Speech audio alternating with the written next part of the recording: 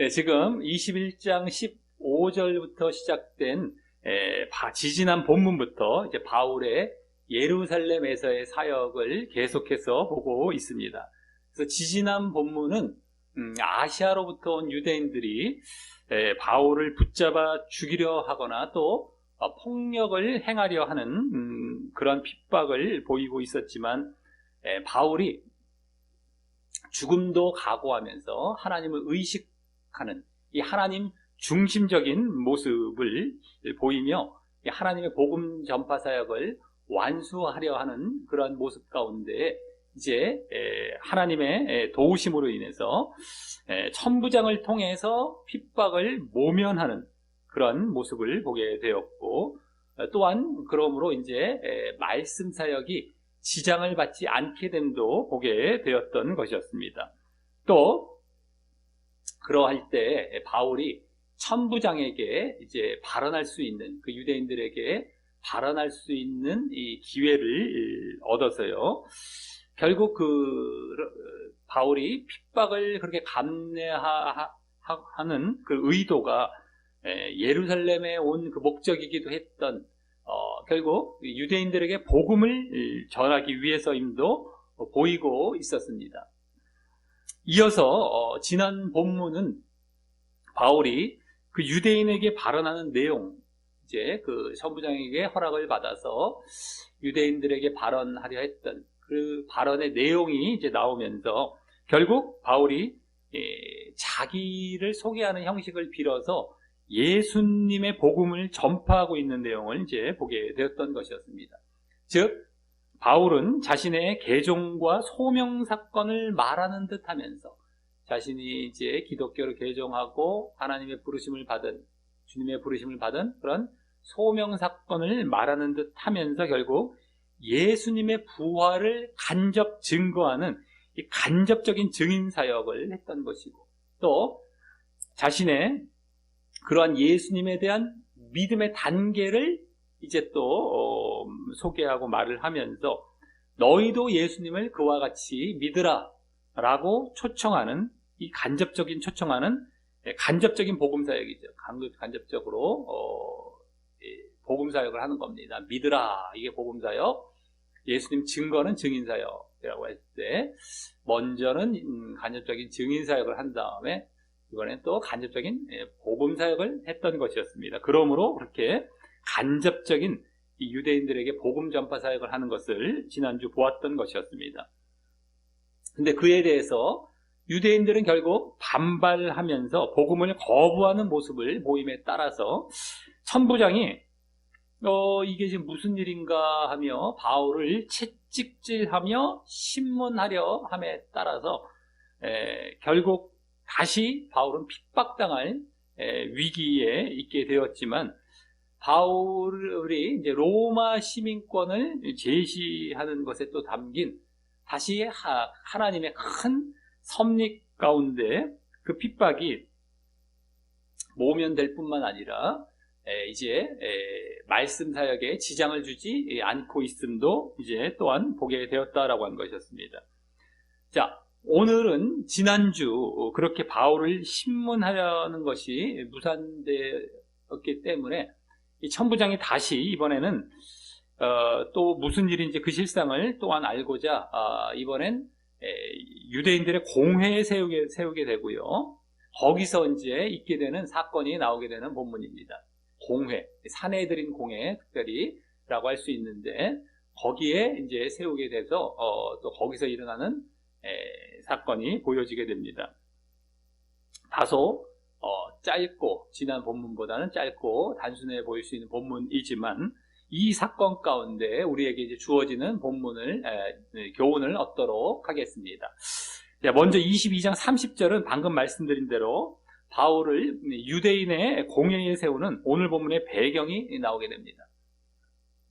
유대인의 공회에 바로 세우게 되죠.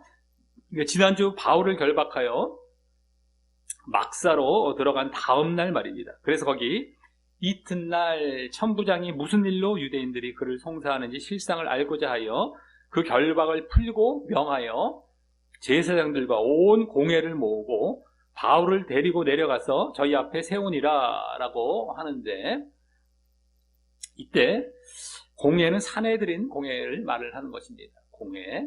그래서 다시 막사에서 데리고 나와서 도대체 무슨 일 때문인지, 왜 지금 유대인들이 바울을 고소하는지 그 실상을 알고자 이번에는 사내들인 공회에 세우게 된 것입니다. 그래서 그 사내들인 공회의 공회원들도 결국 유대인들이지만 지난주와 같이 일반 유대인들이 아닌 이제는 뭐예요?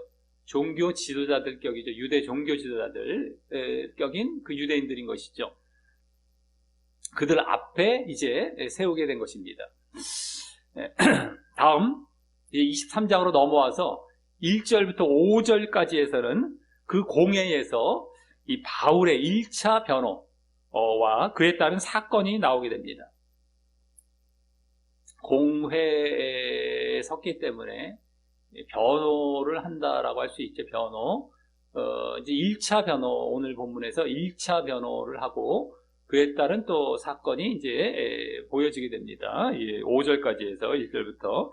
자, 그래서 먼저 1절에서 바로 바울이 변호하는 내용이 나오는데, 먼저 바울이 공회를 주목하여 가로되, 주시하여 주목하여 가로되라며, 바울이 지금 공회에서 주눅질 들지 않고 담대한 모습을 보이고 있음을 보여주고요. 그와 함께 또한 지금 공회원들에게 다시 지난주와 같이 복음을 전하기 위한 준비도 느껴지게 합니다. 이 지금 쫙 주목하는 거예요. 거기서 좀 이렇게 뒤로 이렇게 멈칫하거나 이렇게 뭐 눈을 돌리거나 밑으로 내리거나 하는 것이 아니라 오래 쫙 쳐다보는 겁니다. 담대하죠.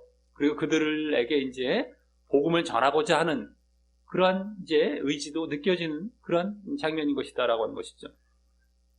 지금 예루살렘에 온 목적과 같이 계속해서 말입니다. 지난주도 결국 끌려가면서 천부장에게 이제 막사로 데려감을 당하면서 층계에서 잠깐 발언할 기회 달라면서 잡혀가면서 그 가운데 복음을 전했어요. 자기소개를 하는 듯 하면서 나는 이런 식으로 이러이러하다라고 얘기를 하는 듯 하면서 복음을 전했는데 여기서도 마찬가지예요.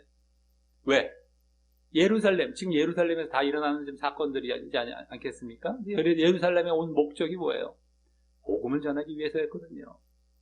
그러니까 여기서도 지금 공회에서 딱 변호하는 듯 하면서 벌써 이제 복음을 전할 준비를 하고 있는 그런 모습이 딱 주목하고 하는 그런 모습 가운데에 보여지고 있다라고 할 수 있죠. 자, 그럼 다음 변호하는 그 내용을 보면 여러분 형제들아, 오늘날까지 내가 범사라는 건 더 온전히 모든 것에 온전히 이렇게 보시면 더 좋습니다. 온전히 그 다음에 양심을 따라 이러는데 그 앞에 선한 양심, 선한이란 말이 생략됐다고 보면 되겠고요. 선한 양심을 따라 하나님을 섬겼노라 그러는데 이 말은 다르게 이제 원어상 하나님 안에 살았노라, 하나님 안에 살았다, 하나님을 섬겼다 비슷하지만 원래는 더 정확히 하나님 안에 살았노라, 양심을 따라, 선한 양심을 따라 온전히 선한 양심을 따라 이렇게 아주 온전한 양심을 따라 이겁니다. 하나님 안에 살았노라 라고 한 내용입니다. 이게 지금 변호한 내용이 돼요. 이제 5절까지 해서는 지금 바울의 발언이 많이 나오지 않고 이제 이게 주로 이제 이렇게 변호한 내용이 됩니다. 먼저 이렇게 그래서 이 말은 지금 무슨 의미로, 무슨 목적으로 한 말일까요? 그렇죠? 변호를 한 내용이기도 한데 무슨 의미로 또 무슨 목적으로 한 말일까요? 지금 공회 회원들이 바울이 지금 예수를 전하고 있는 것을 알고 있는 그런 상황에서 그들에게 지금 이 말을 한 것을 볼 때 지난주도 유대인들에게 계단에서 쭉 말을 전할 때 예수님을 오히려 증거하고 있었죠. 그때 제대로 또 드러났고요. 예수님을 증거하고 있었던 것이. 그리고 그 전부터도 이미 소문이 있었을 것입니다. 바울은 그 예수 이단 전하는 자 뭐 이렇게 이제 알고 있었겠죠. 어쨌든 그것을 알고 있는 상황에서 이 말을 지금 한 것을 볼 때에 이 바울 자신이 예수를 믿고 또 그 예수를 전하고 있다 할지라도 그것이 하나님을 저버린 것이 아니라 오히려 온전히 선한 양심 가운데 하나님 안에 살아간 모습이었다라는 것을 보이므로 여기 지금 그 말을 했죠. 온전히 선한 양심 가운데 하나님 안에 살아갔다. 그 예수를 믿으면서도 나는 하나님을 버린 것이 아니라 오히려 하나님 안에 제대로 살아간 것이다. 이것을 보이므로 예수님을 믿는다라는 것은 바로 이런 것이다라는 것을 보여주고 있는 것이 되는 것입니다. 예수를 믿는다는 바로 이런 것이다. 하나님을 오히려 온전히 선한 양심으로 섬기던가 하나님 안에 살아갔던가 지금 이 모습이라는 것을 이제 보여주고 있는 것입니다. 즉 진정으로 하나님 안에 살고 하나님을 섬긴 것은 바로 예수님을 믿는 것이다 라는 암시도 있는 것이고요. 그러기에 또 반대로 예수를 믿지 않고 있는다면 예수를 믿지 않는다면 하나님을 제대로 믿고 섬기는 것이 아니다 라는 암시도 하고 있는 것입니다. 하나님을 제대로 섬기는 건 예수를 믿을 때이고 그렇기 때문에 예수를 믿지 않는다면 하나님을 제대로 섬기고 있는 것이 아니다. 하나님 제대로 이제 뭐 하나님 안에 살거나 하나님 믿거나 어쨌든 그런 것이 아니다라는 것을 지금 또한 암시하고 있는 것입니다. 그러면서 또 자연스럽게 예수님에 대한 믿음을 간접 소개하고 있는 것도 되었고 말이죠.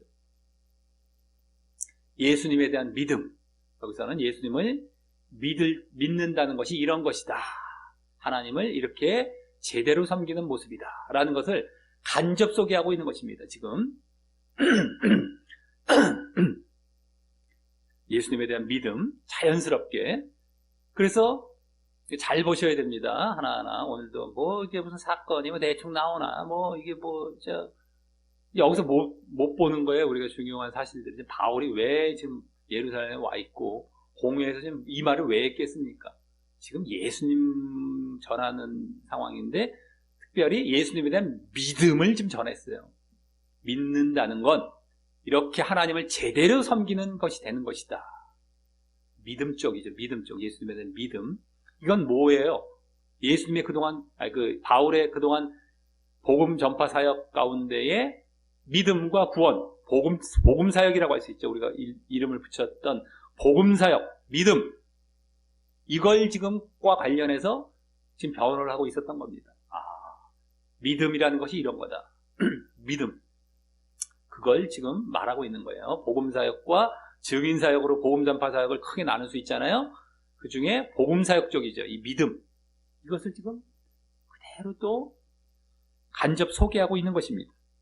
자, 이 말에 대해 이제 공회원 그 유대인들이 진짜 그러한 의미를 또 감지를 했는지, 네? 그러겠죠. 저 사람 예수 믿는다는 사람이 또 무슨 하나님을 섬겨? 네? 지가 예수 이게 뭐야? 하나님 너 제대로 안 섬기잖아. 이렇게. 근데 자기는 섬긴다고 얘기했거든요. 예수를 믿는다는 자가. 그러니까 그런 의미가 딱 감지가 되겠죠. 자기도 하나님을 네가 섬긴다고 우리가 섬기는데 무슨 얘기야? 넌 예수잖아. 뭐 이런 식으로 이제 딱 보게 되겠죠.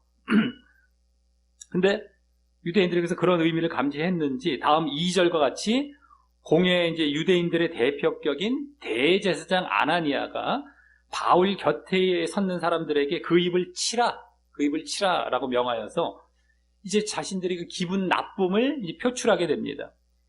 역사적으로도 이 당시 이 아나니아라는 대제사장은 난폭했다고 해서 더욱더 그러했을 수도 있겠지만 입을 치라라는 것처럼 대신 그렇지 뭐 그렇다 할지라도 어쨌든 간에 대신 그래서 지금 이 공회원들 이 공회 유대인들 그 유대 종교 지도자들의 기분이 이제 이 대제사장을 통해서 또 드러나고 있는 것입니다. 기분 나쁘죠.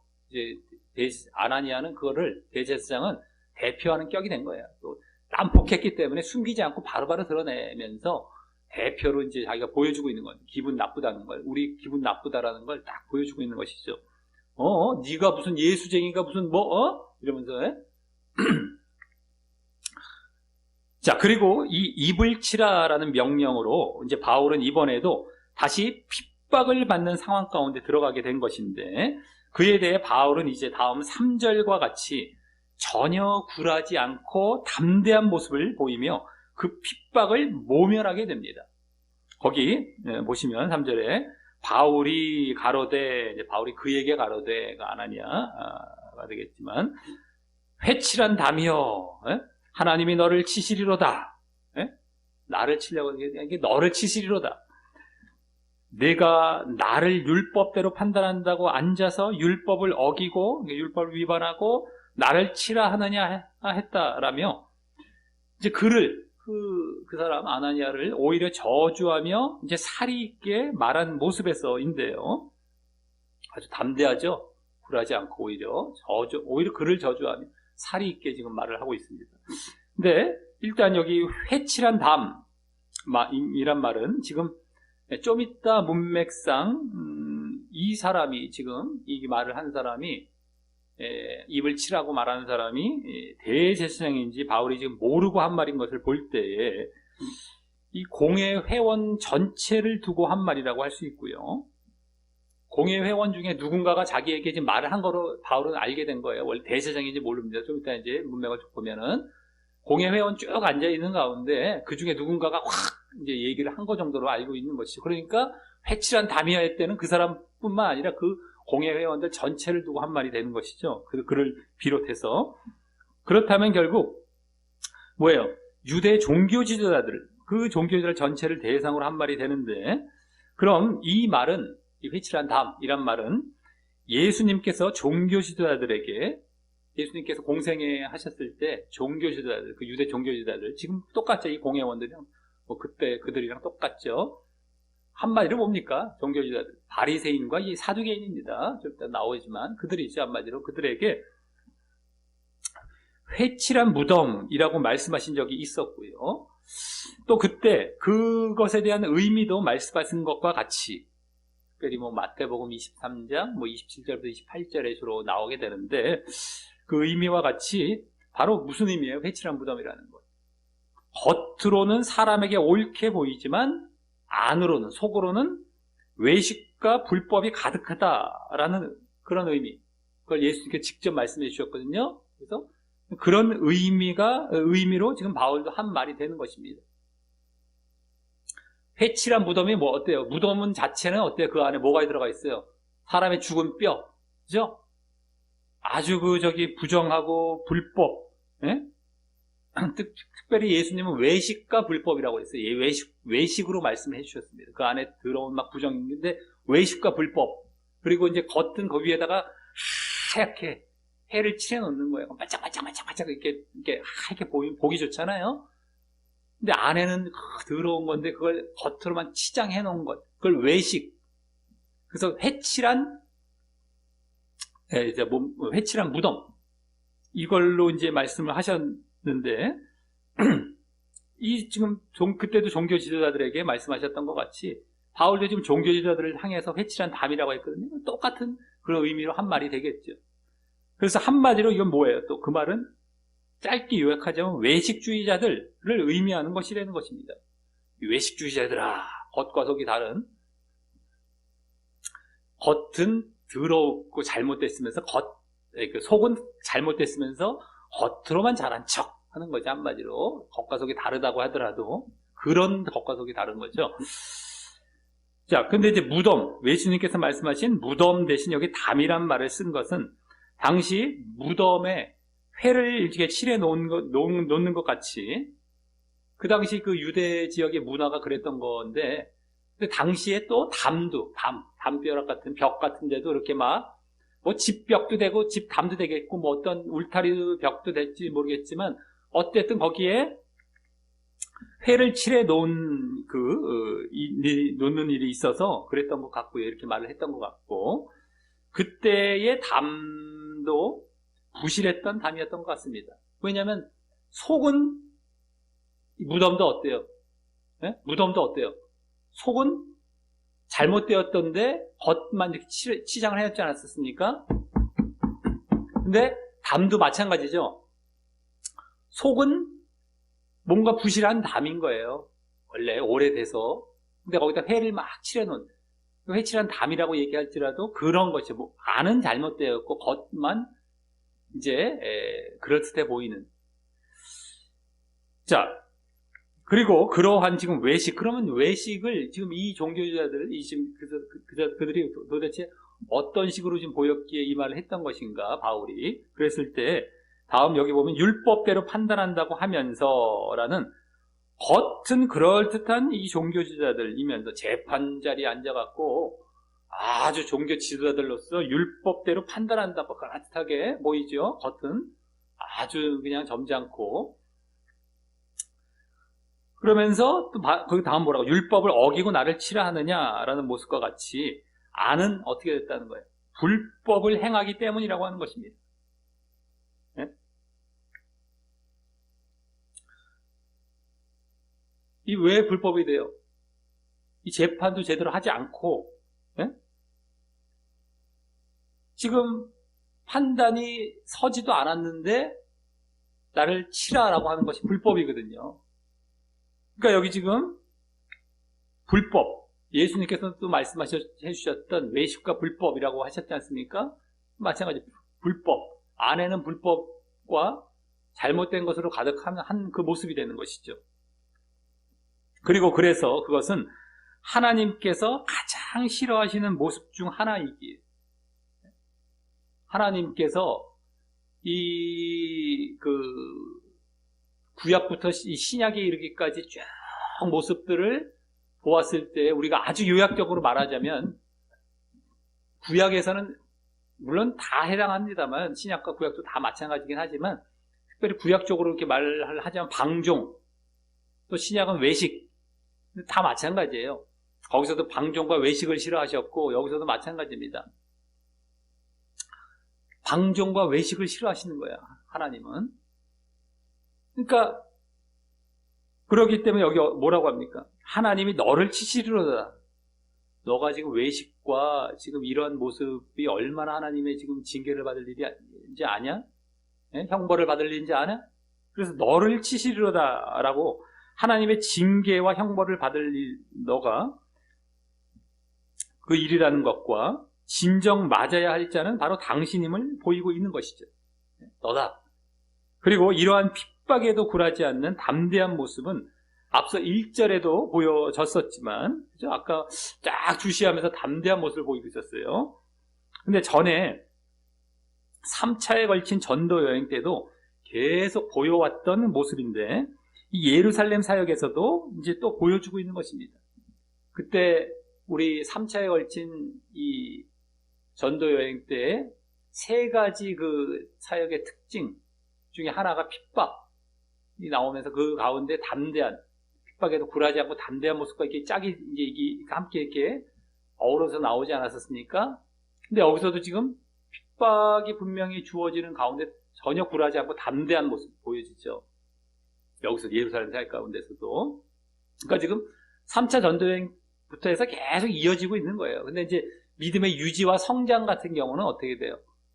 이제 전도했던 지역에 이제 또 다니면서 주로 많이 다시 방문하면서 주로 이루어졌던 것이었다면, 여기서 이제 그런 것까지는 굳이 지금 그런 상황이 아니니까 그것만 안 나올 뿐이지, 이 3차에 걸친 전도여행 때 나온 특징들이 계속 이어지고 있는 것입니다. 그래서 또 핍박에 굴하지 않는 이 담대한 모습이 보여지고 있고요. 자, 그것은 또 지난 본문과 지지난 본문에서 바울이 하나님의 섭리 가운데 핍박을 모면했던 그러한 경험이 있었기 때문에 더욱 힘을 얻어서 보이고 있다라고 할 수 있는 것이죠. 네? 핍박을 모면했던 경험이 있었어요. 지난주와 지지난주. 그렇기 때문에 더욱 힘을 얻어서 지금 이렇게 담대한 모습, 핍박 가운데서도 굴하지 않는 담대한 모습을 보이고 있다라고 할 수 있는 것입니다. 그러면서 이는 또 그 이면에 죽음을 각오하고, 바울이 이 죽음을 각오하고 하나님을 의식하면서 사역을 완수하려 했기 때문인 것입니다. 그것은 지지난 본문부터 예루살렘 들어갈 때부터 계속 그 모습이었어요. 아주 내가 죽음도 각오하고 또 하나님을 의식하고 하나님 중심적인 그런 사역을 했었죠. 그래서 사역을 자기는 완수하려고 하는 거예요. 다 이거를 끝까지 완수하려고 하는 그런 모습 때문에 하나님께서 함께 하시고 그래서 핍박을 모면케 하셨던 것이었는데 그러기 때문에 더더욱 담대한 모습이죠. 그러지 않아도 담대할 그런 상황에서 지금 담대한 그런 모습이 되어진 겁니다. 그런 체험도 계속하면서 자 그런데 바울의 이러한 담대하게 그들을 오히려 저주하며 이제 사리 있게 이제 말한 모습에 다음 4절에서는 곁에 선 사람들이 말하되 하나님의 대제사장을 내가 욕하느냐라는 말은 이제 꾸짖느냐 뭐 이런 말도 되고요. 꾸짖느냐라고 하며 이들이 아마 그냥 예절상으로 이 말을 하지 않았을 것이고요. 잘 보셔야 됩니다. 하나하나. 이 곁에 선 사람들이 야 대제사장한테 어디 그냥 예의상 우리나라 같은 경우 그렇잖아요. 어디 대통령한테 뭐 예를 들어서 어떤 높은 사람한테 어디 가면 예절상 근데 이제 그냥 그런 예절상으로 이 말을 하지 않았을 것이고 율법에 의하면 특별히 이제 율법도 출애굽기 22장에 나오는 건데 거기 이제 재판장을 욕하지 말며 백성의 유사를 저주하지 말라. 유사라는 건 뭐 관원 얘기 되는데 어쨌든 그 재판장이나 그 정치인들, 그 관원들 이 사람들을 욕하거나 저주하지 말라라는 그런 법령에 위배되기 때문일 텐데 지금 어디 대제사장을 욕하느냐 하면서 그것은 그래서 대제사장이란 말 앞에 하나님의라는 말을 하며 이제 바울의 잘못을 지적하고 있는 것입니다. 하나님의라는 것을 말을 했던 건 어떤 거예요? 하나님의 율법을 어겨가면서 너가 이러냐? 이런 의미가 암시가 되고 담겨 있는 것이죠. 이 대제사장이란 말 앞에 하나님의라는 말을 하면서 바울의 잘못을 이제 지적을 하고 있다라고 하는 것이에요. 그러니까 지금 율법을 근거로 이 얘기를 하는 것이죠.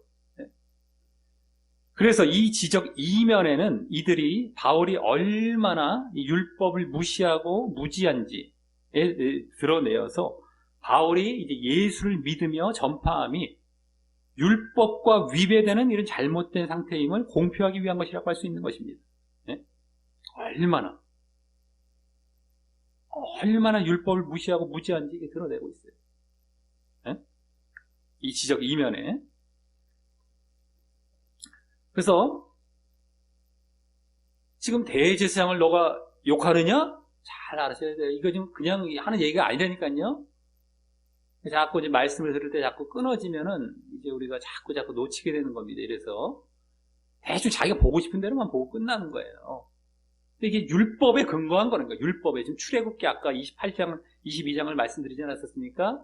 22장 28절인데요. 거기 백성의 관원을 저주하지 말라, 욕하지 말라, 뭐 이런 얘기가 나왔는데, 그걸 근거해서, 바울 봐라, 율법을 무시하고, 무지하네? 예수 믿는다는 거는 저런 거구나. 율법과 위배되는 거네, 봐라. 율법 믿고 예수를 믿고 예수를 전파하는 것은 율법과 위배되는 그런 잘못된 상태라는 것, 시네? 이런 것 드러내고 있는 것이죠, 이들은요. 그러면서. 율법도 모르고 지금 저렇게 대제사장을 욕한다고 지금 이제 하면서 이런 의미가 담겨서 지금 이 말을 한 것이 되는 거예요, 이 사람들이. 하지만 이런 지적에 바울은 다음 5절과 같이 형제들아 나는 그가 대제사장인 줄 알지 못하였노라 라고 바울이 거짓말할 자가 아니니까 일단 그를 몰라보았음을 솔직하게 이제 말을 하는데요. 아까도 말씀드렸죠. 거짓말할 자가 아닌 겁니다. 바울은. 그렇기 때문에 그가 대제사장인지를 몰라보았음을 솔직하게 말을 하는데 그것은 일단 바울이 누가 대제사장인지 실제로 모르고 있기 때문일 것이고 이 사내들인 공회에 대제사장의 좌석이나 뭐 의복이 있었을지라도, 대제사장은 이제 가장 상석에 앉았겠죠. 그리고 이제 의복도 다 갖춰지고 이렇게 있었을지라도 이 공회는 이제 급히 모이느라고 그러한 이제 이렇게 절차를 갖추지 못했기 때문일 것이고요. 아니면 갖췄다 할지라도 바울이 그것을 제대로 못 보고 있다던가 그것을 인식을 못하고 있었을 수도 있겠고, 근데 만약에 정면 쪽, 대제사장 쪽에 이렇게 앉았다던가 어떻게 뭐 한다면은 못 볼 수는 없겠죠. 다 근데도 어찌됐든 간에 이 상황 속에서는 알아차리기 힘든 그런 지금 상태였기 때문에 바울은 몰랐다라고 지금 말하는 것이 되는 겁니다. 거짓말하는 건 아니고요. 그러면서 다음 바울은 이제 그 대제사장 저주와 관련된 이 구약 말씀이자 그 율법인 아까 말씀드린 출애굽기 22장 28절을 인용하여서 기록하였으되, 이건 대제사장 저주와 관련된 그 율법입니다. 기록하였으되 너의 백성의 관원을 비방치 말라, 악담치 말라, 비방이라는 건 악담치 말라 하였느니라 했다라고 하여서 이제 방금 곁에 선 사람들이 지적하고 있는 그 율법의 내용을 모르고 있지 않음을 이제 보임으로써, 곁에 선 사람들이 지적하고 있는 그 율법의 내용, 대제사장을 내가 욕하느냐 할 때 그것을 모르고 있지 않음을 보이므로 자신이 예수를 믿고 전파한다고 해서, 지금 바울 자신이 예수를 믿고 전파한다고 해서 율법을 무시하거나 그 무지한 자가 아님을 이제 보이게 됩니다. 제가 지금 율법을 얘기하고 있음으로 해서요. 그리고 이는 이제 또한 예수님에 대한 믿음이라는 것이 율법과 위배되는 것도 아닐 뿐더러 율법을 초월하여 하나님께서 주신 앞서 1절에서 말했던 것인 하나님 안에 살고 하나님을 섬기는, 양심대로 아까 하나님 안에 살고 하나님 섬긴다고 했지 않았습니까? 그것을 섬기는 진리임도 보이게 된 것이죠. 잘 봐야 돼서 말씀 놓치면 안 됩니다. 1절도 또 관련이 되는 거죠. 율법을 초월하여서, 지금 율법을 다 알아요. 그러니까 율법까지 초월해요. 다 알고 초월한 겁니다. 그래서 하나님께서 주신 그 하나님 안에 살고 하나님을 섬기는 진리다. 아까 1절에서 보였던 겁니다. 내가 하나님을 섬겼다. 원래 이제 원어대로 정확하게 하나님 안에 살았다라는 것이라고 말씀드렸죠. 그러니까 율법을 초월하여서 내가 하나님 안에 살고 있다. 하나님께서 그렇게 주신 그런 진리다. 이 예수님을 믿는다는 것, 예수님에 대한 믿음이라는 것이 율법이 위배되는 것도 아니고 율법을 초월해서 그런 것이라는 것을 이제 보이게 된 것입니다. 바울은 내가 이렇게 얘기했다. 이건 지금 거짓말한 것도 아니고 진짜 모르는 것이 아니 진짜 알았던 것이 아니고 몰랐던 거예요. 그리고 자기가 율법을 얘기하잖아요. 지금 잘못 우리가 얼핏 이거 볼 때 바울이 거짓말한다, 둘러댄다 이렇게 보기 쉬운데 그것도 아니고요. 이 지금 율법을 얘기한 것은 이 관원을 비방치 말라라는 그 율법에 대해서 내가 율법도 다 안다. 하지만 그걸 초월해서 예수님을 믿고 있다. 그래서 예수님 율법을 초월한 예수님을 믿고 아까 그러면서 하나님 안에 살고 있는 그런 모습이다 라는 것까지 다 보여주고 있는 그런 대답인 것입니다. 이것이 우리가 잘 봐야 돼요. 그래서 말씀 하나하나를 놓치면 이것도 자기 마음대로 그냥 자기가 보고 싶었던 대로 바울도 대충 거짓말도 하는구나 뭐 이렇게 넘어가요. 그래서 자기 또 거짓말하는 거 합리화시키고 뭐 얼마나 엉뚱한 방향으로 넘어갑니까? 전혀 여기서 보여주고 있는 뜻은 깨닫지 못하고 말이죠. 자, 여기까지 바울의 1차 변호로서 예수님을 믿음으로 진정 하나님 안에 살았음을 지금 말을 했고요. 1차 변호 뭐예요? 내가 예수를 믿음으로 진정 하나님 안에 살았다. 아까 양심대로 하나님을 섬겼다 이거죠.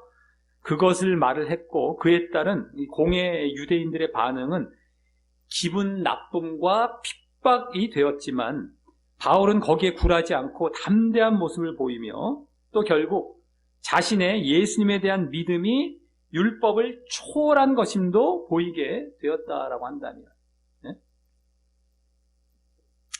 담대한 모습을 보이며 자신의 그 예수님에 대한 믿음이 율법을 초월한 거예요. 초월한 거지. 내가 예수를 믿어서 하나님 안에 살았다라는 거는 아까 처음에 변호할 때 딱 나왔지 않습니까? 근데 그 다음 사건으로 이제는 그것은 또 율법을 초월하면서 그렇게 하나님 안에 살고 있는 것이다 까지 보였죠. 결국 그랬다라고 한다면 다음 6절부터 10절에서는 바울의 2차 변호와 그에 따른 사건이 또 보여집니다. 바울의 2차 변호, 1차 변호가 이제 2차 변호로 갑니다. 그에 따른 사건이 또 나옵니다. 그럼 여기서도 첫 절인 6절에서 바울의 변호가 이제 보여지는데, 다만 거기 바울이 그 한 부분은 사두개인이요, 한 부분은 바리새인인 줄 알고 공회에서 외쳐 가로되라며, 이번에는 당시 공회 구성원이었던 유대 종교 지도자들의 두 종파인 사두개파와 바리새파의 분쟁을 유도하기 위한 목적도 함께 가지고 말을 하여서, 아는 거예요. 사두개인과 바리새인들 딱 모였다는 걸 알고 지금 외쳐 가로되 이제 말을 하려고 하죠. 변호하려고 하는 겁니다. 그래서 그들의 분쟁을 유도하기 위한 거예요. 이 뒤에 문맥을 보면 딱 보면, 그래서 다음 거기 여러분 형제들아, 나는 바리새인이요 또 죽은 자의 소망 곧 부활을 인하여 내가 신문 판결을 받노라 라고 하여서, 바울은 바리새파이므로 당시 바리새파는 인정했지만 사두개파는 부인하여서 두 종파 간 서로 갈등과 논쟁의 핵심 쟁점이었던 이 부활을 인정한 것 때문에 신문받고 있다고 한 것입니다.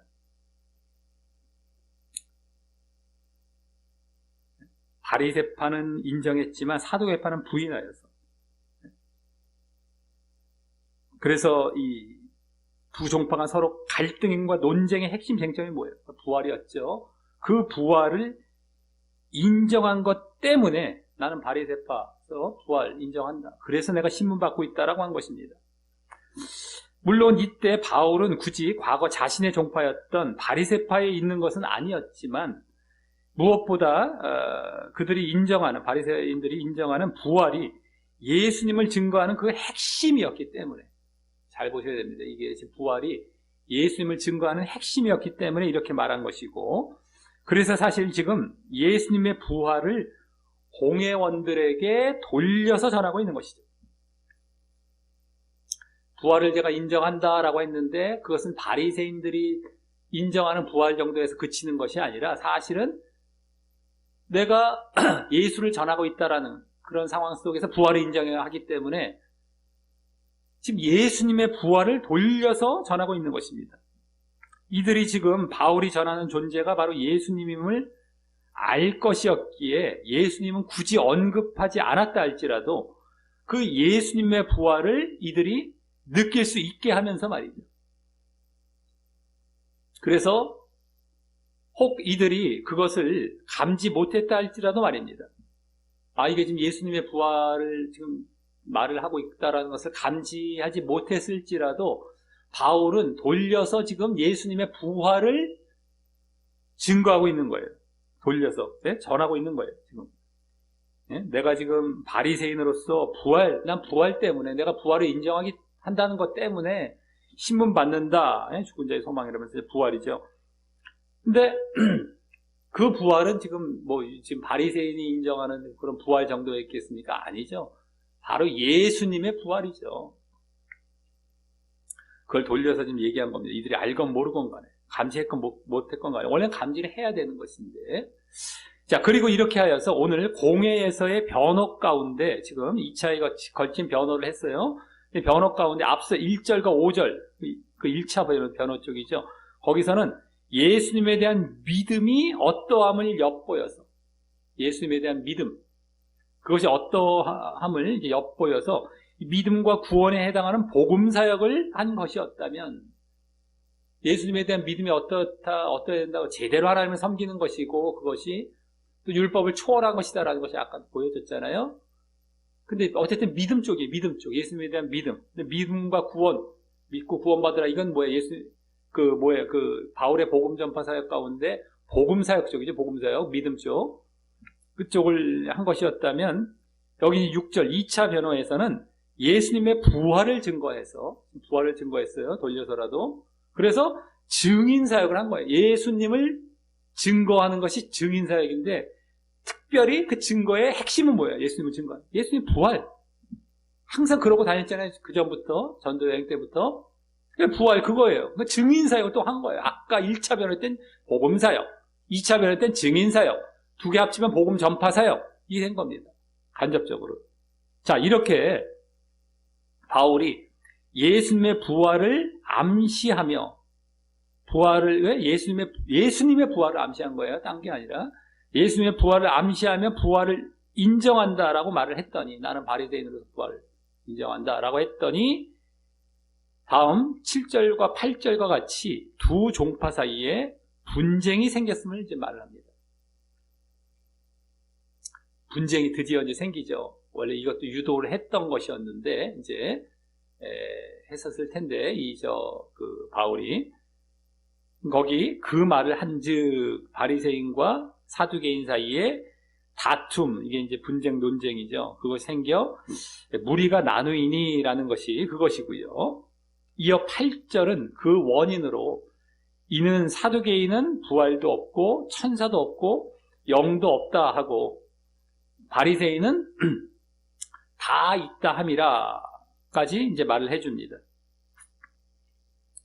이 다 있다라는 것은 원래 다 정확히 둘 다 있다 함이라가 됩니다. 둘 다. 여기 부활, 천사, 영 세 개인 것 같은데 또 둘 다라고 얘기하네. 근데 원어로 보면 부활 이게 한 가지고요. 천사와 영 이게 한 가지입니다. 그렇게 두 가지로 나눠요. 천사, 영적인 존재죠. 어떤 천사와 영, 둘 다 영. 그리고 부활 이렇게 두 가지로 나뉘는 거예요. 근데 그 둘 다 사두개인은 없다 부인하고 바리새인은 둘 다 있다 인정하는 것이죠.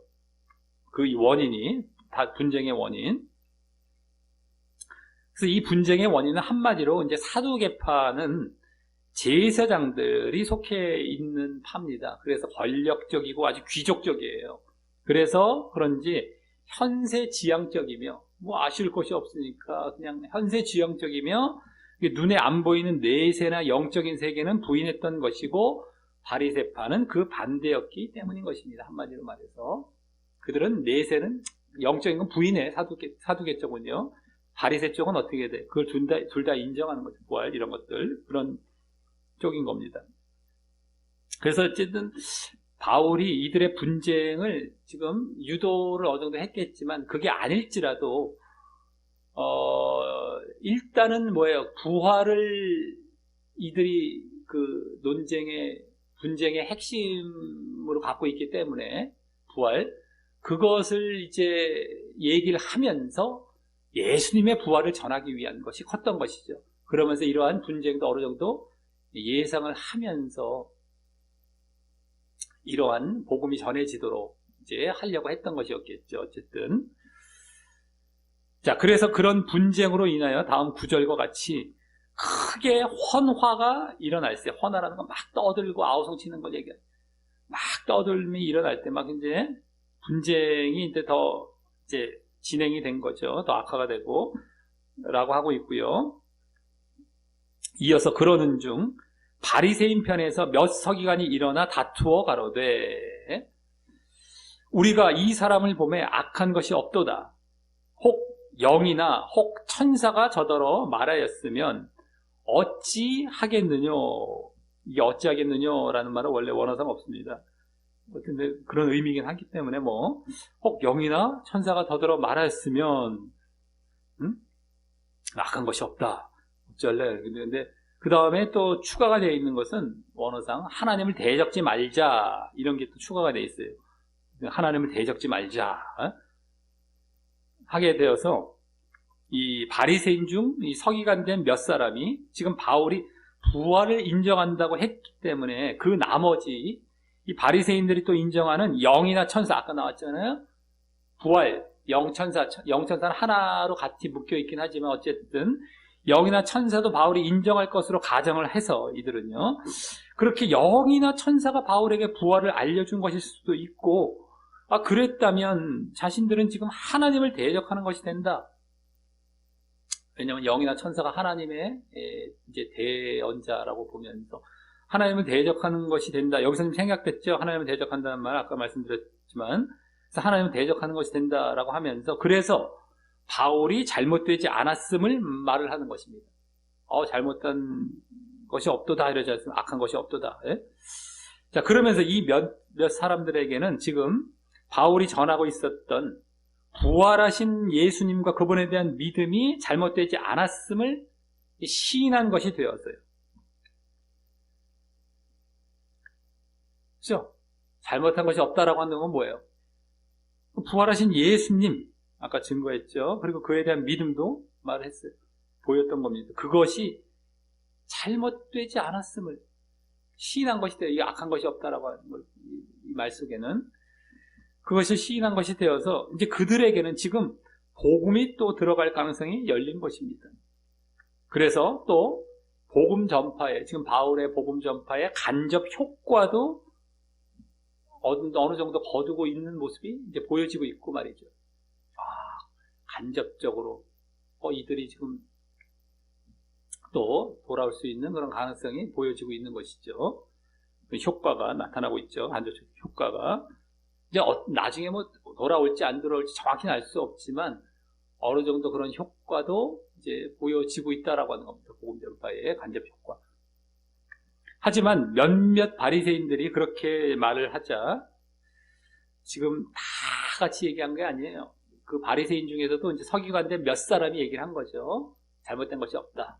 물론 그들이 바리새인 전체를 대표하는 격이 또 어느 정도 된 거일 수도 있겠지만 그렇게 말을 하자 다음 10절과 같이 큰 분쟁이 생기게 되었는데 이는 사두개파 입장에서는 부활도 인정하지 않는데 이 바리새인들이 바울이 영과 천사까지 인정할지 모른다고 했기 때문에 화가 많이 나서일 것이죠. 부활도 인정하지 않는데 이 바울이 뭐 영과 천사까지 인정한다고 이제 바리새인들이 그렇게 얘기했지 않습니까? 그러니까 화가 많이 나는 거예요. 더더욱이. 그래서 또 그 사두개파 사람들이 바울을 해하려고 했었는지, 예? 바울을 어떻게 그냥 막 잡아 끌고 막 자기 쪽으로 막 어떻게 해하려고 해치려고 했었는지 다음 천부장이 바울이 저희에게 찢겨질까 하여 염려하여 군사를 명하여 내려가 무리 가운데서 빼앗아 가지고 영문 막사로 들어가라고 하게 됩니다. 그래서 지난 본문에도 데려갔었던 그 막사로 또 들어가게 되죠. 다시. 그러면서 지금 다시 바울은 자신의 몸이 찢겨질 이 핍박의 위기에 있었지만 이 천부장의 이러한 조치로 인해서 그 핍박을 다시 모면하게 된 것입니다.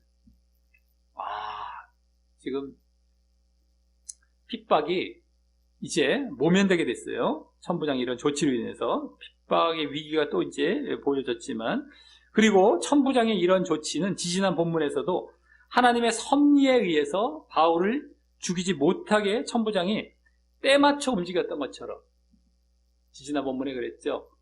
막 붙잡아 죽이려고 유대인들이 했을 때에 때맞춰 딱 왔어요. 천부장이. 그래서 이제 이렇게 죽이지 못하게 되었던 것처럼 이번에도 하나님의 섭리에 의해서 때맞게 조치케 하셨을 것입니다. 조치하도록 하셨을 것입니다. 막 찢겨질 막 바리새인과 뭐 사두개인상이 어떻게 되든 막 어떻게 지금 해침을 당하는 그런 상황 속에서 천부장이 또 때맞게 이렇게 또 핍박을 모면하도록 섭리를 하셨을 것이다라고 하는 것이죠. 지지난 본문처럼. 자, 그래서 다음 마지막 11절에서 그날 밤에 주께서 바울 곁에 서서 이르시되 담대하라, 용기를 가져라 라는 말이에요. 담대하라, 용기를 가져라. 그 다음에 왜냐하면 이란 말이 생략이 되어서 내가 예루살렘에서 나의 일을 증거한 것 같이 나에 관한 일, 나에 관한 일을 증거한 것 같이 나에 대해서 나를 증거한 것 같이 이거죠. 이제 예수님이 말씀하시는데 담대하게 그날 밤에 담대하라라고 하면서 예루살렘에서 나를 증거한 것 같이 로마에서도 증거하여야 하리라 하셨다라고 하여서 이 주님께서 담대하라고 용기를 북돋아 주시는 것을 볼 때 이 핍박을 모면하도록, 아까 핍박을 모면하도록 섭리하셨음을 이제 알 수 있고요.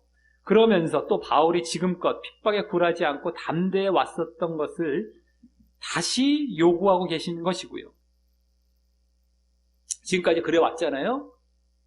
전도 여행 때부터 지금 계속해서 핍박에 굴하지 않고 담대했습니다.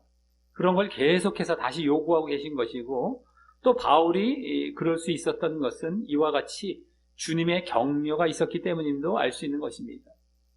전에도 이제 그러한 주님께서 이미 알려주시기도 하고 하면서 이렇게 격려가 있기 때문에 더 담대한 거예요. 그러지 않아도 이제 바울은 담대할 판이었는데, 야, 이게 격려까지 있으니까 더욱 담대해 가는 겁니다. 여기 담대하라라는 말을 이제 핍박 속에서 핍박이 있기 때문에 이 말씀하신 것이거든요. 그러니까 아까 핍박도 주님이 섭리하셔서 어찌됐든 모면케 하셨던 것이 더 드러나는 겁니다. 여기서 우리는 에이 뭐 그게 뭐 주님께 섭리한 거지 어떻게 알아요 하는데 이런 데 드러나는 거잖아요. 핍박이 있을 뻔한 바로 다음에 그날 밤에 바로 이렇게 지금 야, 너 지금 여러 가지 지금 어렵고 힘든 상황이지 핍박 지금 또 당할 뻔했고 담대해 라고 지금 격려를 해주시지 않습니까? 내가 함께하고 너 그것을 모면케 할 거야 이 말이 다 담겨 있는 거죠. 담대하라. 그러니까 그날 그 핍박을 당할 뻔한 것도 모면케 하셨던 그 섭리가 있었던 것도 다 드러나는 것이고요. 그리고 바울도 늘 어떻게 죽음을 각오하면서 또 이렇게 주님을 의식했기 때문에 그렇게 또 주님의 이러한 격려가 있고 그렇게 정말 그래서 담대할 수 있는 자리로 계속 나아갔던 것이죠. 바울은 뭐 아무것도 안 하는데 뭐 이랬던 건 아니고 바울도 그랬고 주님이 또 옆에서 다 도우시고 이러면서 가는 겁니다. 네? 항상. 자, 그러면서 그러한 담대함을 요구하신 것은 이제 여기 또 보여지듯이 예루살렘 사역뿐만 아니라 로마 사역도 위에서임을 보게 되는데 그래서 로마에서도 핍박이 있을 것이 예상되는 데다가 네? 로마에서도 예상이 되죠. 핍박이 있을 것이. 하지만 거기서도 그 로마에서도 그 핍박에 굴하지 않고 담대하게 사역해야 함을 격려하고 계신 것입니다. 또 핍박은 로마에서도 이어질 것이다.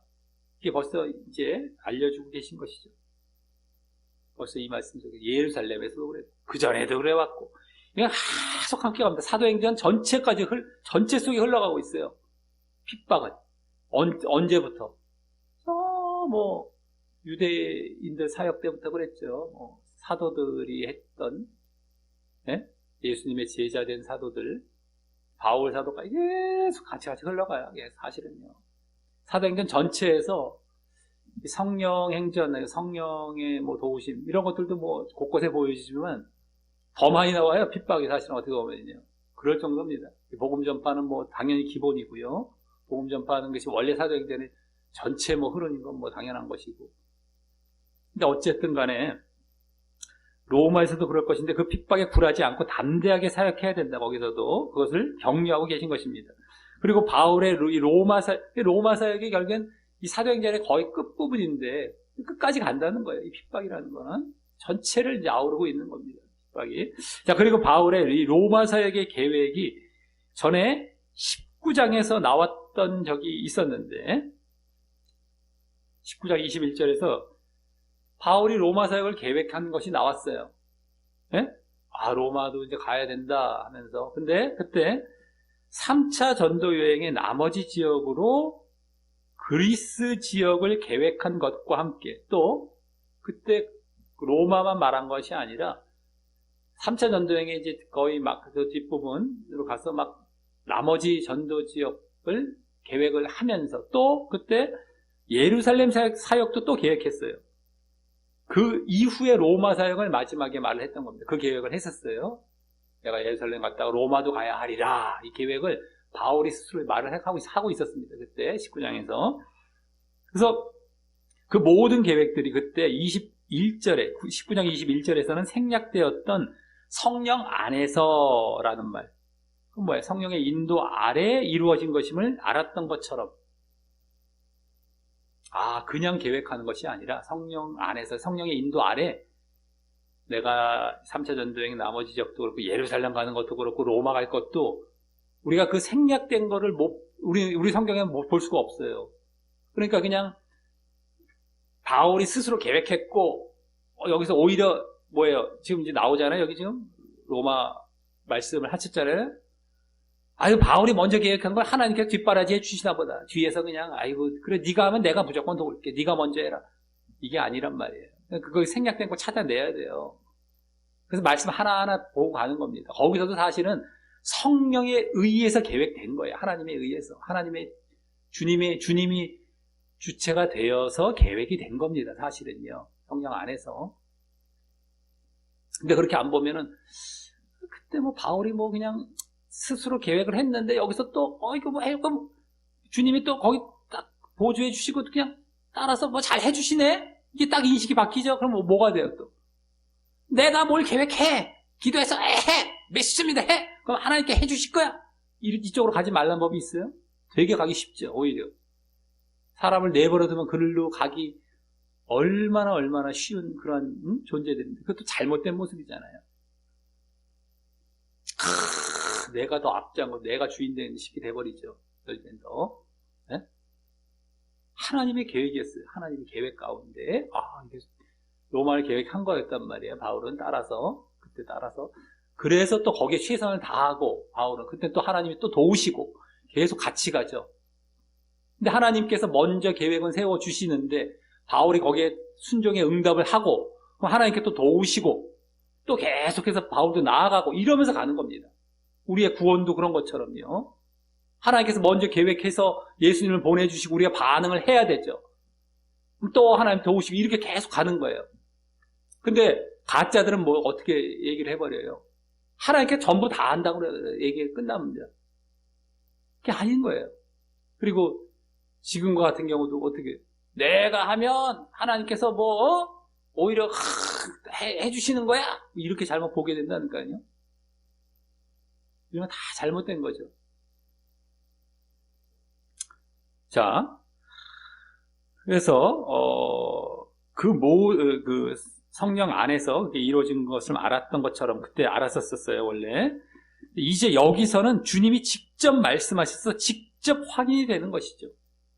그때는 생략되었기 때문에 우리가 그걸 찾아내서 알았다면, 여기서는 직접 말씀하셔서 그게 다 로마사의 계획이, 이게 결국에는 주님에 의한 계획이었구나. 명령이었고, 이게 다 드러나는 겁니다.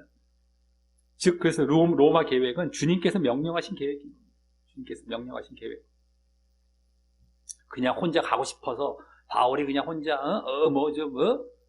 으쓱해갖고 하는 게 아니라 말이죠.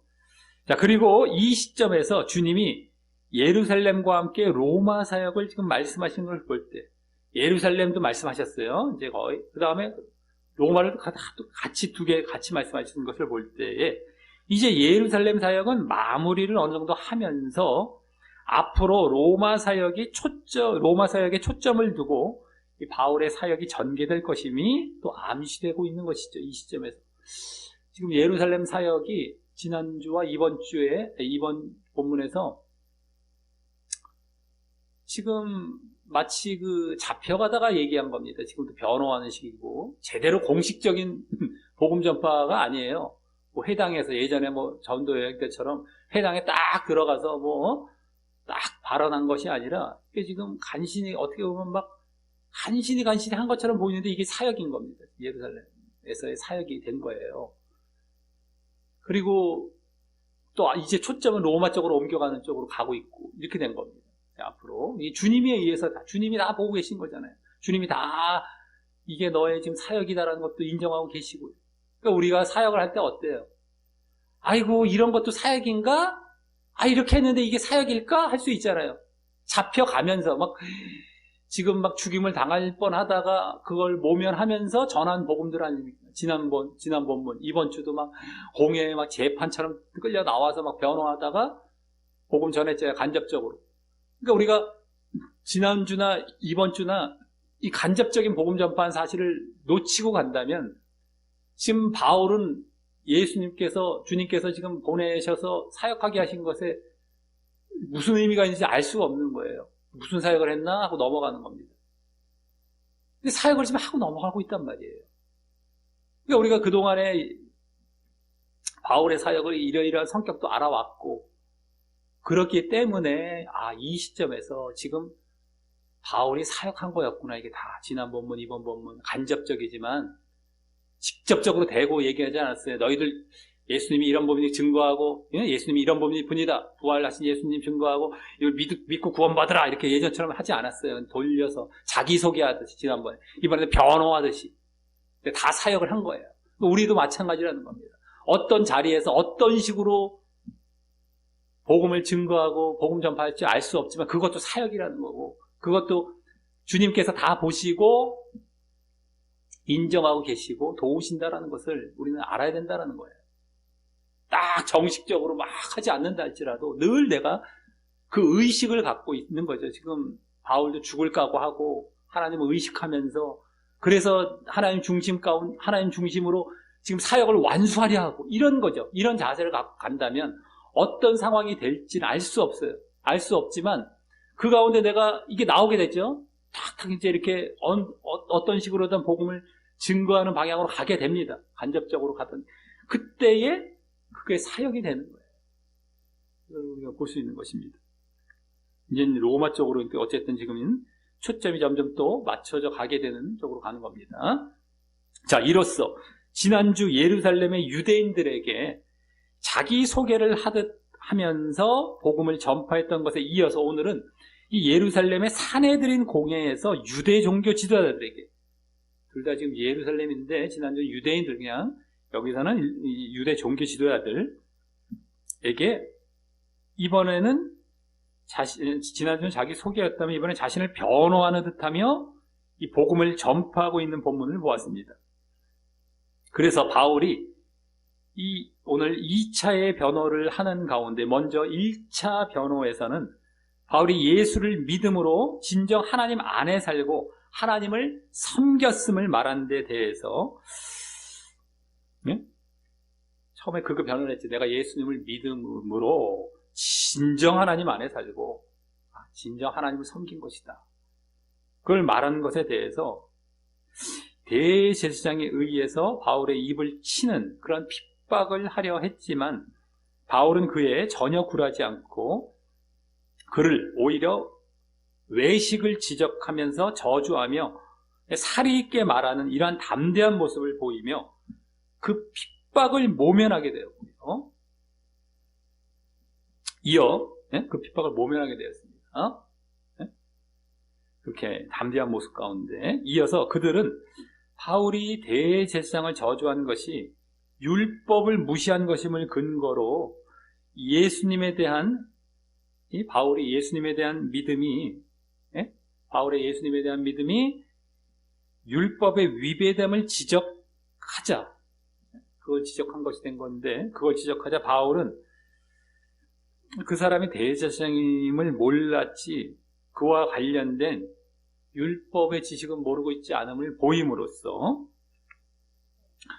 그래서 율법의 지식을 딱 보였죠. 이 관련된 관원과 관련된 율법, 그럼으로써 예수님에 대한 믿음이 이 율법까지 초월한 것, 심까지 보임을 보았던 것입니다. 율법까지 초월한 것이다. 내가 율법을 모르고 지금 내가 그런 무지한 가운데에 예수를 믿는 게 아니라 이미 다 알아. 충분히 난 다 알고 그걸 초월해서 예수를 믿고 있는 거거든. 이런 걸 보인 겁니다. 예수님 믿는다는 것이 바로 하나님을 바르게 제대로 섬기는 것이고, 율법 너희들 그렇게 자랑스러워하고 너희들 내세우고 있는 율법인가 다 아는데 초월한 거야. 그래서 예수 믿는다는 건 이런 거야 라는 것을 보이며 1차 변호를 한 겁니다. 믿음 쪽에 관련돼서. 자, 다음 2차 변호에서는 유대 종교 지도자들의 두 종파의 분쟁도 유도하기 위해서 바울 자신이 부활을 인정한 것 때문에 이렇게 신문받고 있다고 하여서 예수님의 부활도 간접적으로 증거했고요. 예수님의 부활, 증거한 것이죠. 이 변호 속에서, 2차 변호 속에서는 결국엔 예수님의 부활도 간접적으로 돌려서 증거를 했고, 그에 따라서 이 사두개파와 바리새파 간의 분쟁이 발생한 가운데 이 몇몇 바리새인들은 이 바울이 잘못되지 않았음을 시인함으로 그들에게 복음이 들어갈 가능성이 열리며 이 복음 전파에 간접 효과도 거두고 있었고, 또 그에 따라 큰 분쟁으로 바울의 몸이 찢겨질 이 핍박의 위기를 다시 맞게 되었지만, 바울이 핍박에 받을 그 위기를 다시 맞게 되었지만, 하나님의 섭리에 따라서 천부장이 바울을 막사로 때맞게 데려가는 이런 조치로 인해서 그 핍박을 다시 모면하는 것을 보게 되었던 것입니다. 1차 변호 때도 핍박을 모면했죠. 자기 담대한 모습으로. 2차 변호 때도 핍박을 모면한 거예요. 둘 다 핍박이 다 이렇게 보여지고 있었는데, 이번에는 이제 하나님의 섭리도 있었을 것이고요. 자, 이어 막사로 들어간 그 바울에게 그날 밤 주님은 담대하라 라고 이번 그 예루살렘 사역에서 핍박에도 굴하지 않고 담대히 사역했던 것을 격려하시면서 또한 앞으로의 로마 사역도 주님의 계획과 명령임을 보이시면서 그 로마 사역도 핍박에 굴하지 않고 담대히 사역하기를 요청하고 계심을 보았던 것입니다. 앞으로의 로마 사역도 핍박에 굴하지 않고 담대히 사역할 것을 요청하고 계심을 보았던 것입니다. 이를 볼 때 지난 본문의 복음 전파 형식과 비슷하게 오늘 바울은 공회에서, 이 산헤드린 공회에서 자신을 변호하면서 이 유대 종교 지도자들에게, 유대인이긴 유대인인데 이들도 지도자격인 유대인들이죠. 종교 지도자들에게 간접적으로 이제 복음을 전파하고 있었음을 보게 되는데, 지난 본문도 간접적으로 복음을 전파했어요. 자기 소개하는 듯 하면서 일반 유대인들에게였거든. 여긴 지도자 유대인들입니다. 변호하는 듯 하면서 간접적으로 복음을 전파한 건데, 그걸 보게 되는데, 그 1차 변호에서는 예수님에 대한 믿음 쪽을 간접적으로 복음을 전파하고 있었음을 보게 되는데,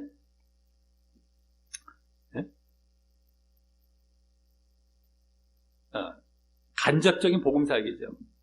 간접적으로 전하는, 예수님에 대한 믿음을 간접적으로 전하는 간접적인 복음 사역을 하면서, 믿음 쪽이니까 우리가 이름 붙인 복음 사역 쪽입니다. 복음 사역.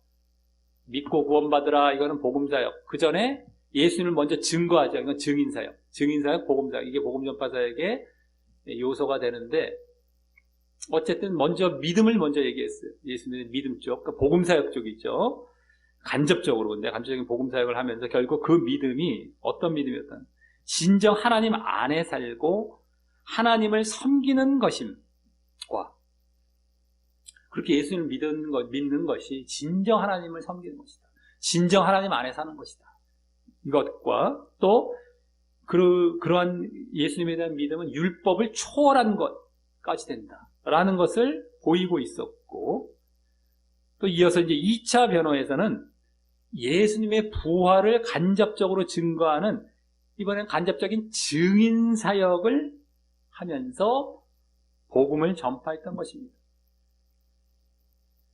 증인 사역인데 간접적인 증인 사역.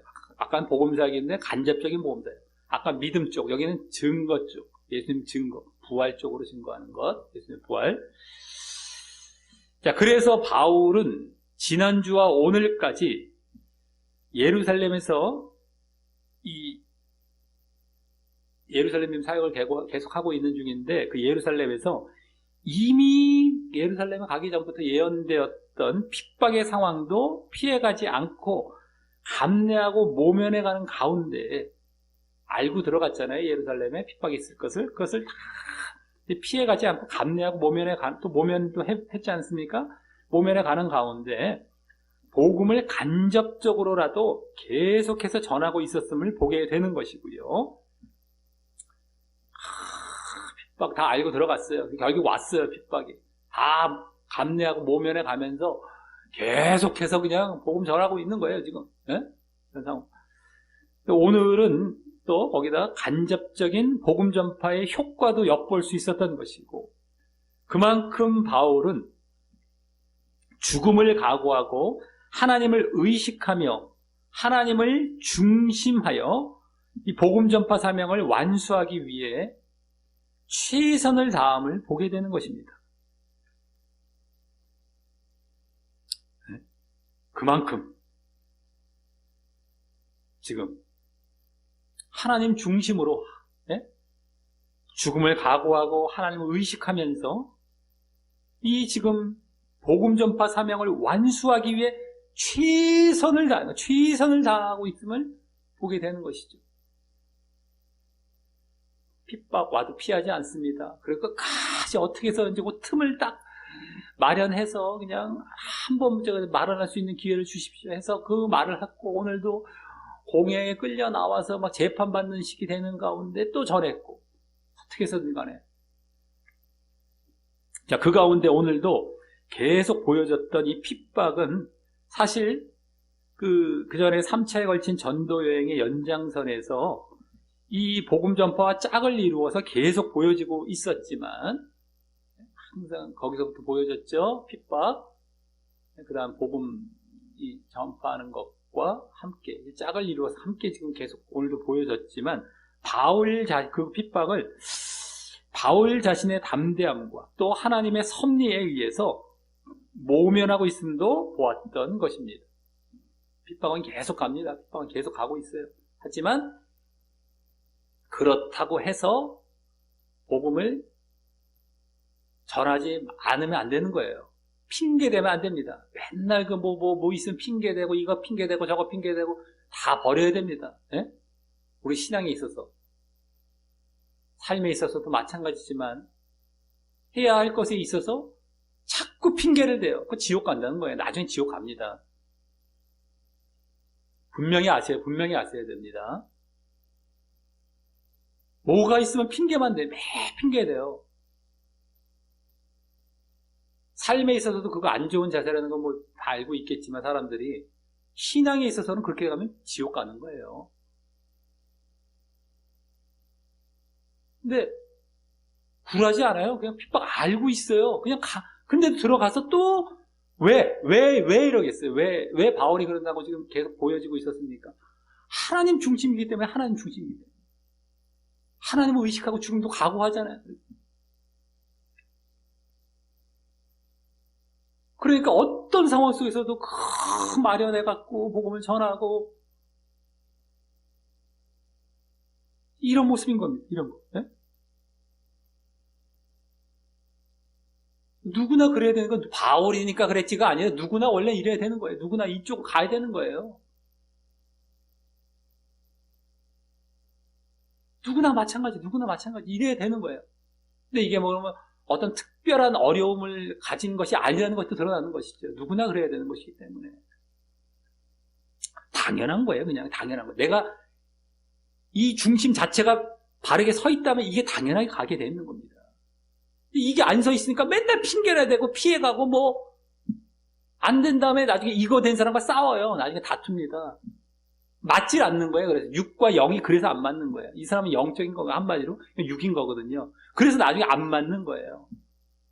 같이 못 갑니다. 근데 같이 못 가는데 이쪽은 지옥 가고 이쪽은 천국 가는 거예요.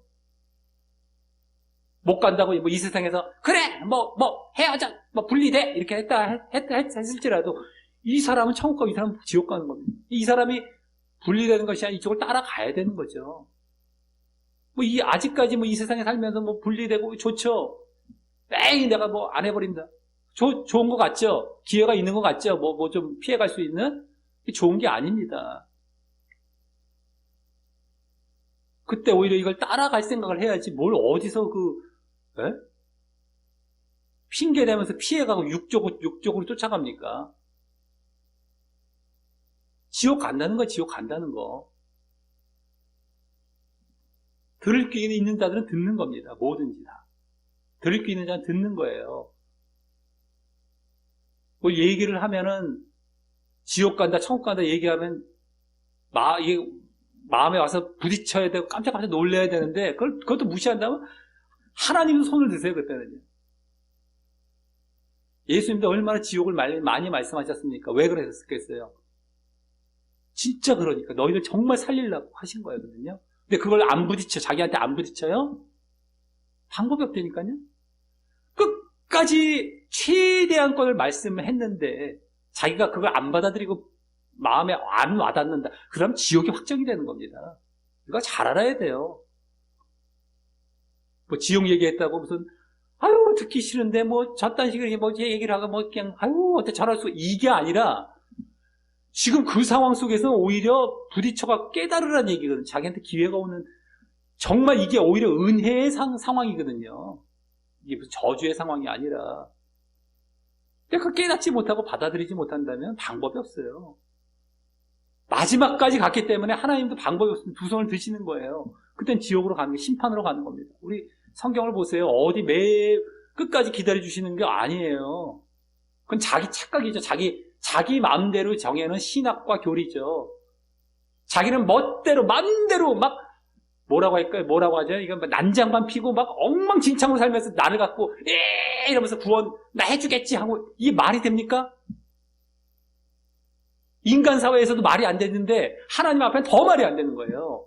근데 사람들 그거 원하고 있다고 빽 뻗당기고 이러면서 난 천국 갈 거야 이러고 있는 그런 격이에요. 한마디로 깨달아야 돼. 제발 자기가 그런 고집불통이고 얼마나 완악한 사람들한테 상태라는 걸 알고 그러지 말고 빨리 돌이켜야 되거든요. 겸손한 자세로 뻗당기는 게 아니라 낮아져서 돌아오고 빨리 이 자리로 들어오고 이러라고 지금 기회가 주어져 있는 이 삶이거든요.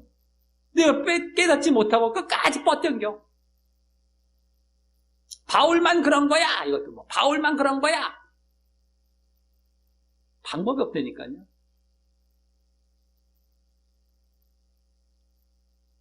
잘 하셔야 되는데 뭐든지 사람들이 대충 슬쩍 넘어가려고 그러고 싹 뭐 구렁이 넘어가지 뭐 담는 뭐 싹 넘어가려고 그래. 대충 넘어가려고 그래. 그다음에 에이 몰라 난 뭐 없었던 일 같아. 이렇게 넘어가요. 그건 지옥 간다니까요. 그렇게 하면 안 된다니까요. 항상. 그러니까 거기에 또 맞아 들어간 게 뭐가 있어요? 그런 자세에 맞아 들어간 게 거짓교리가 있거든요. 딱 그거 붙는 겁니다. 거기서 안심을 해버려. 마음에 안심을 해버려. 아휴 맞아 이런 게 있었지. 저 사람 이상해. 이제 이러면서 거짓교리 쫓아가는 거예요. 그래도 나중에 알고 보면 죽어보면 지옥 가 있는 겁니다. 그때 내가 돌이켰었을 때 돌이켰었어야 되는데 안 돌이키고 그걸 붙드는 게 나중에 결과는 지옥이라는 걸 아시기 바라겠습니다. 자, 그 가운데 오늘도 그래서 이러함 속에서 오늘 본문에서는 또한 예수님에 대한 믿음이요. 이러한 이제 오늘 전체적인 이러한 흐름을 보았고요. 이 가운데 오늘 본문에서는 또한 예수님에 대한 믿음이 양심에 따라 진정 하나님 안에 살고 하나님을 섬기는 모습이 있는 거예요. 예?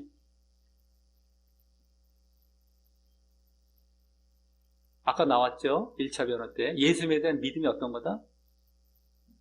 양심에 따라서 진정 하나님 안에 살고 진정 하나님을 섬기는 모습, 이게 예수님에 대한 믿음이 진짜 하나님을 섬기는 것이다라는 게 드러났잖아요. 아까 말을 하고 있었잖아요. 그걸 보여준 반면 뭐예요?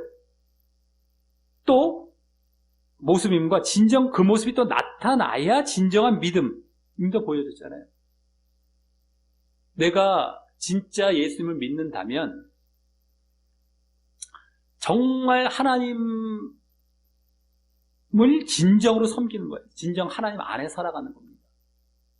그게 또 진짜 믿음이에요. 그게 진정한 믿음이에요.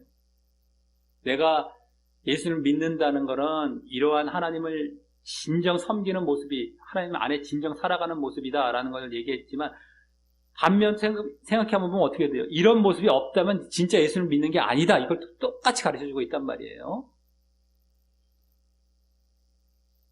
그래서 그것도 보여준 반면 이제 예수님을 믿지 않거나 이제 오늘 유대인들 같은 격이죠.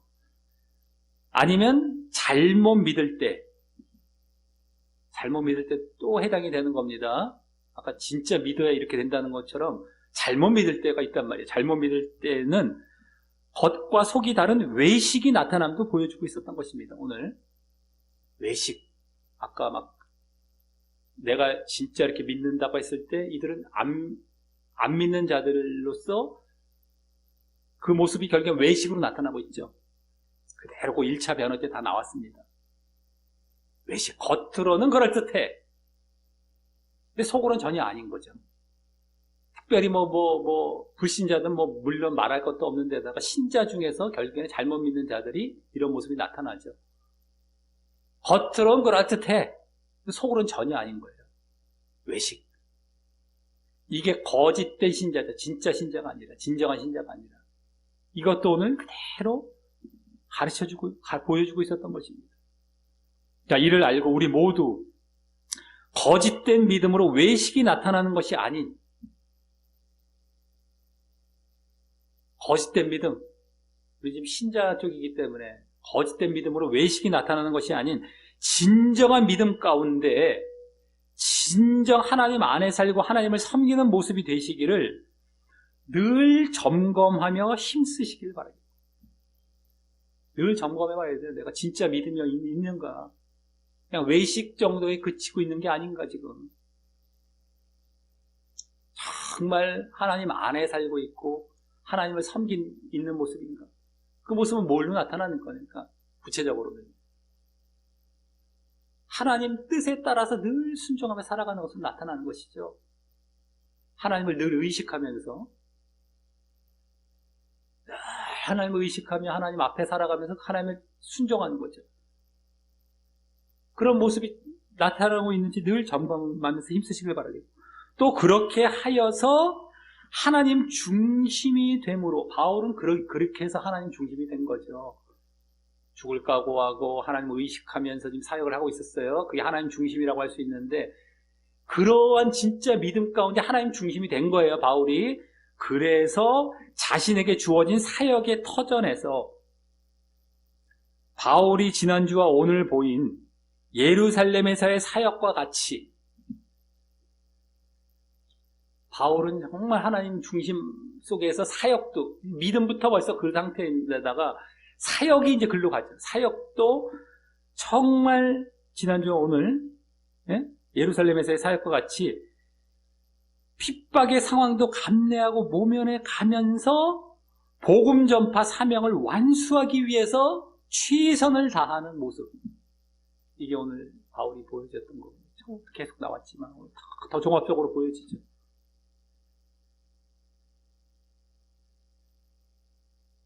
핍박의 상황도 감내하고 모면하면서 복음 전파 사역을 완수하기 위해서 최선을 다하는 모습.